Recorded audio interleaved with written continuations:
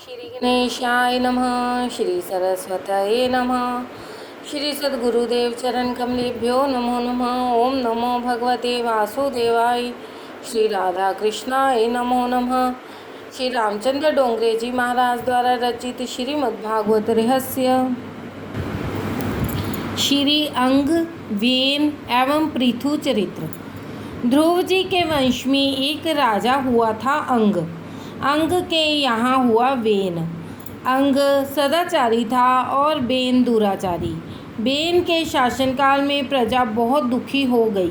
Ben राजा के शासनकाल में अधर्म बढ़ गया तो ब्राह्मणों ने श्राप देकर उसका नाश किया। राजा के बिना प्रजा दुखी होने लगी। बेन राजा के शरीर का मंथन किया गया। प्रथम एक काला पुरुष प्रकट हुआ।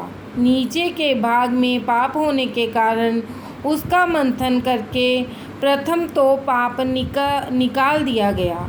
नाभि से नीचे का भाग उत्तम नहीं है, उसके ऊपर का भाग उत्तम कहा गया है। नाभि से नीचे के भाग का सुख लेने जैसा नहीं है। मनुष्य के ऊपर का भाग पवित्र है।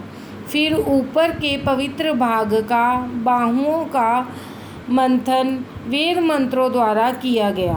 उससे पृथु महाराज का प्राकट्य हुआ।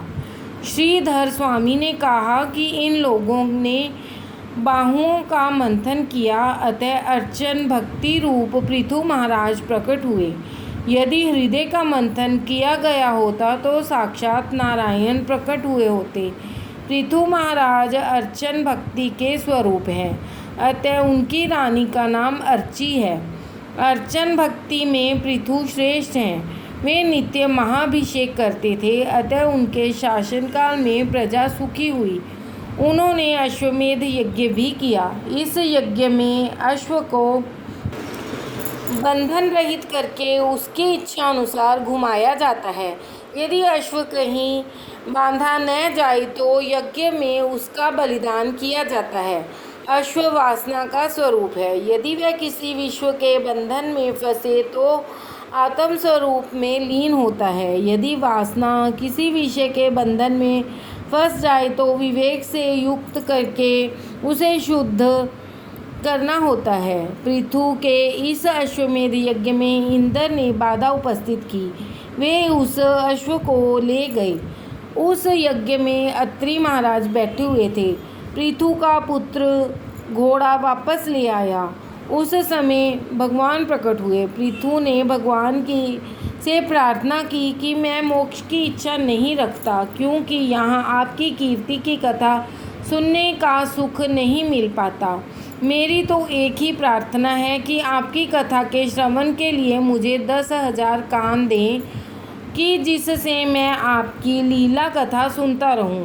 आपके एक चरण की सेवा चाहे लक्ष्मी जी करें, किंतु दूसरे चरण की सेवा मैं करना चाहता हूँ। पृथु महाराज ने धर्मानुसार प्रजा का पालन किया और पृथ्वी में समाहित कई प्रकार के रसों का युक्तिपूर्वक दोहन किया। उन्होंने अपनी प्रजा को बार बार धार्मिक शिक्षा दी। वे चाहते थे कि उनकी प्रजा धर्म की मर्यादा का पालन करे। पृथु महाराज गाय तथा ब्राह्मणों का पालन करते थे।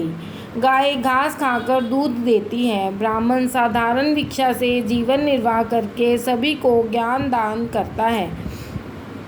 गाय और ब्राह्मण के संतुष्ट होने पर राजा को शक्ति और ज्ञान मिलते हैं और प्रजा सुखी होती है।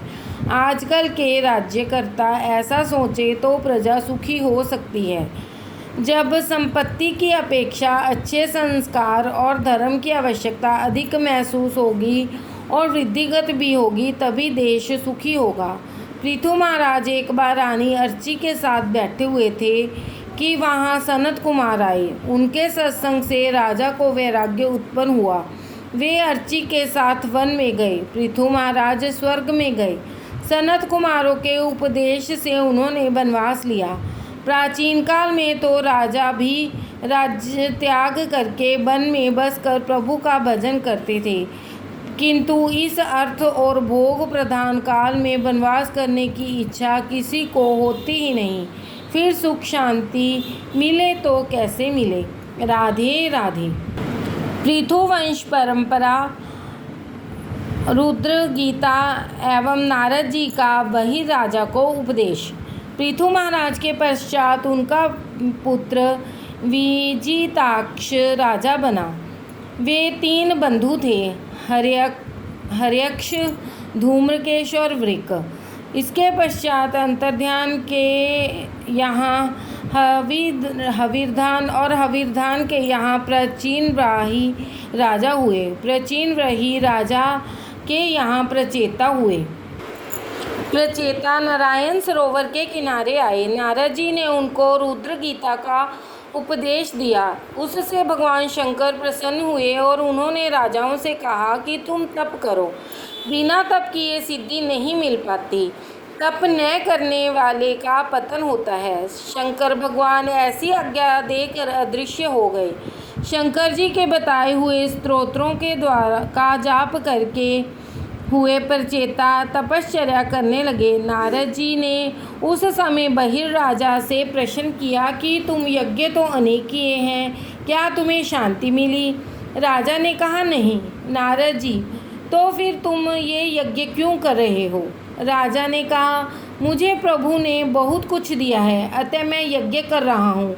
यज्ञों के द्वारा मैं ब्राह्मणों की सेवा कर रहा हूँ। यज्ञ के द्वारा भी संपत्ति का समाज सेवा में सदुपयोग कर रहा हूँ। यज्ञ से भी तो वैसी शांति नहीं मिल पाती है। नारद जी प्राचीनव्राही राजा को समझा रहे हैं कि जन्म मृत्यु के चक्कर से जीव मुक्त हो पाए तभी पूर्ण शांति प्राप्त हो सकती है। यज्ञ से तेरा कल्याण नहीं होगा। कल्याण के लिए चित्त शुद्धि आवश्यक है। चित्त शुद्धि होने के पश्चात एकांत में बैठकर ध्यान करने की आवश्यकता है। केवल यज्ञ करने से ईश्वर का साक्षात्कार नहीं हो सकता। तू स्वर्ग में तो जाएगा, किंतु तेरे पुण्यों का क्षय होगा, अतः स्वर्ग में से तुझे निकाल दिया जाएगा। इसलिए शांति से बैठकर तू आत्म स्वरूप का चिंतन कर। तुझे अपने ही आत्म स्वरूप का ज्ञान नहीं है। अब यज्ञ करने की आवश्यकता नहीं है। शांति पूर्वक ईश्वर की तू आराधना कर। राजा ने कहा, आप बड़ा अच्छा उपदेश दे रहे हैं। नारद जी कहते हैं, तुझे अपने से ही स्वरूप का ज्ञान नहीं है, तो जो स्वयं के स्वरूप को पहचान नहीं सकता वह ईश्वर को कैसे पहचान सकता है? मैं एक कथा सुनाता हूँ, ध्यान से सुनो। राधे राधे।